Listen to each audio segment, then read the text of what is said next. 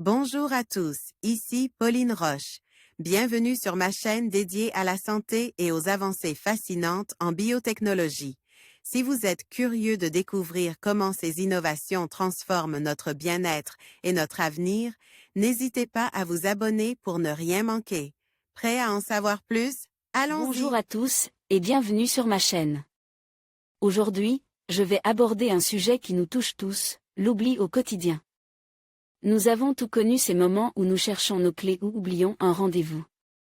Mais à quel moment ces oublis deviennent-ils préoccupants?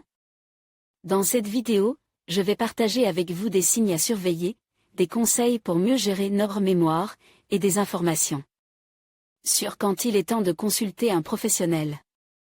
Restez avec moi pour en savoir plus sur ce phénomène qui, bien que courant, peut parfois nous alarmer. Oublier les noms des amis lors d'une soirée ou ne plus se souvenir où l'on appose ses clés n'a rien d'inquiétant. De même, avoir un trou de mémoire ne signifie pas être atteint de la maladie d'Alzheimer. Le cerveau a simplement mal encodé les informations à cet instant. Alors, si l'oubli est normal, quand faut-il s'inquiéter des pertes de mémoire? Au quotidien, oublier certaines choses est assez agaçant, voire, en fonction de l'âge, inquiétant. Mais l'oubli est un phénomène tout à fait naturel, la mémoire a besoin d'oublier. De plus, les souvenirs peuvent ne pas être aussi fiables qu'on le croit, mais au contraire être déformés par rapport à ce qui s'est réellement de passe. La saviez-vous? Le plus jeune cas d'Alzheimer jamais détecté à 19 ans. Décryptage avec Julie Kern dans La santé sur écoute. Futura, mais quel niveau d'oubli est normal? Est-il acceptable par exemple de mélanger les noms de pays, comme l'a fait récemment le président américain Joe Biden? Une question d'attention. Pour se souvenir de quelque chose, le cerveau doit l'apprendre, encodage, le conserver en lieu sûr, stockage, et être capable de le retrouver en cas de besoin, récupération. Si une de ces étapes est perturbée, le souvenir peut être perdu, ou oublié. Le cerveau ne peut pas traiter toutes les informations sensorielles qui lui arrivent, il filtre les informations afin de traiter ce qui est important. Ainsi, il encode sous forme de souvenirs principalement les choses auxquelles on prête vraiment attention. Qui n'a jamais oublié les prénoms des invités lors d'une soirée entre amis, parce que son attention est tournée vers un autre choix? Il s'agit là d'une défaillance de la mémoire, un oubli, tout à fait normal, et très courante. Trop de visages sur la photo? Trop de noms que l'on n'a pas retenus? La mémoire nous fait parfois défaut, mais doit-on s'en inquiéter?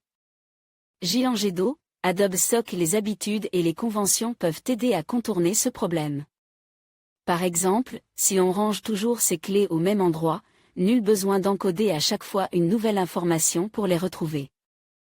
La répétition est également importante pour ancrer les souvenirs, qui ont tendance à disparaître s'ils ne sont pas remobilisés. Plus nous répétons, rabâchons ou racontons des souvenirs, plus nous nous en souvenons longtemps, si ce n'est que nous avons tendance à modifier ces souvenirs lorsque nous les racontons, et qu'il est probable que nous nous souvenions mieux de la dernière version que de l'événement initial. Dans les années 1880, le psychologue allemand Hermann Ebbingo a mené une expérience pendant laquelle les participants devaient mémoriser des séries de syllabes inconnues qui ne voulaient rien dire. Il annote ce dont les participants se souvenaient au fil du temps, et montre que la plupart de nos souvenirs s'estompent dans l'espace d'un jour ou deux s'ils ne sont pas remobilisés. En revanche, si les séries étaient répétées à intervalles réguliers, les participants pouvaient retenir un bien plus grand nombre de syllabes pendant plus d'une journée.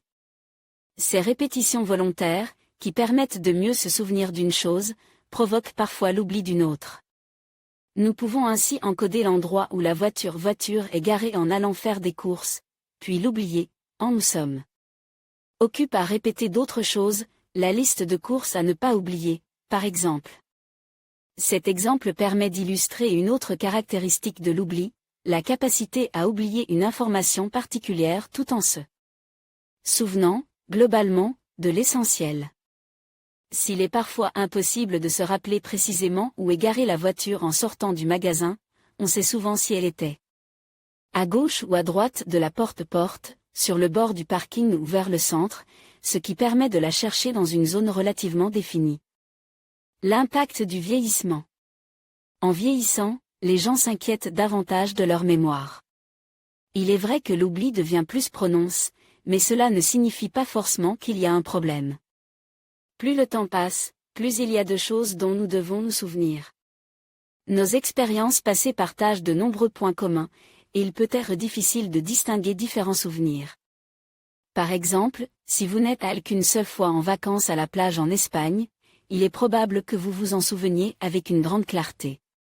En revanche, si vous avez passé de nombreuses vacances en Espagne, dans différentes villes et à différentes périodes, il vous sera plus difficile de vous rappeler si un événement s'est produit lors de vos premières vacances à Barcelone ou lors d'un voyage ultérieur. Plus le temps passe, plus il y a de choses dont nous devons nous souvenir. Le chauchement des souvenirs, ou interférence, limite la récupération des informations, le chauchement des souvenirs, ou interférence. Interférence, limite la récupération des informations. Imaginez que vous classiez des documents sur un ordinateur. Au début, le système de classement est clair, chaque document trouve aisément une place où il sera facile à retrouver. Mais plus les documents arrivent, plus il devient difficile de décider dans quel dossier les ranger. De nombreux documents se retrouvent dans un seul dossier parce qu'ils sont tous liés à un élément. Ainsi, au fil du temps, il devient de plus en plus difficile de retrouver le bon document lorsqu'on le cherche, soit parce qu'on ne sait pas où on l'a mis, soit parce qu'on sait où il devrait être, mais qu'il y a beaucoup d'autres choses dans le même dossier. Enfin, ne pas oublier peut poser problème. C'est le cas de certains stress post-traumatiques, où le souvenir est persistant, ne s'efface pas et interrompt régulièrement la vie quotidienne. Le deuil ou la dépression peuvent aussi rendre plus difficile l'oubli d'informations négatives, alors que dans ces cas, les oublier serait extrêmement utile. Oublier n'empêche pas forcément de prendre des décisions. Oublier est fréquent, et le devient de plus en plus avec l'âge.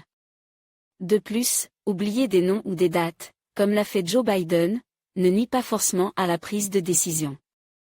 Les personnes âgées peuvent avoir des connaissances approfondies et une bonne intuition, qui peuvent aider à fournir de tels trous de mémoire. Mais bien entendu, ces trous de mémoire peuvent être le signe d'un problème plus grave et suggérer qu'il faut consulter un médecin.